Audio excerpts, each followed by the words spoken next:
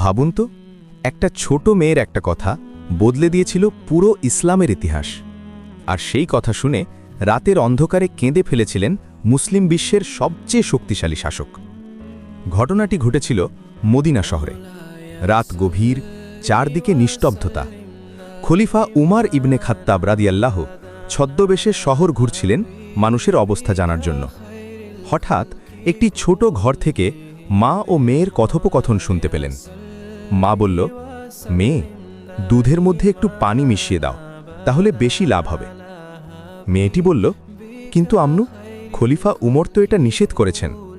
মা হেসে বলল, উমর তো এখানে নেই, সে দেখবে না।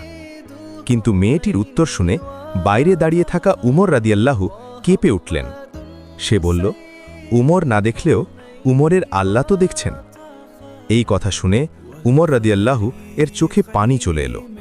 পরের দিন তিনি সেই মেয়েকে খুঁজে বের করলেন এবং তার সততার জন্য নিজের ছেলের সাথে তার বিয়ে দিলেন।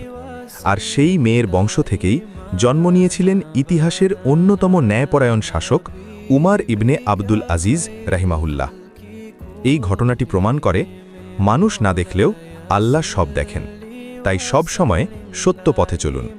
এমনই অজানা সত্য ঘটনা জানতে বাংলা ফ্যাক্ট স্টোরি চ্যানেলটি সাবস্ক্রাইব করুন। ভালো থাকবেন, সুস্থ থাকবেন। আল্লাহ হাফেজ।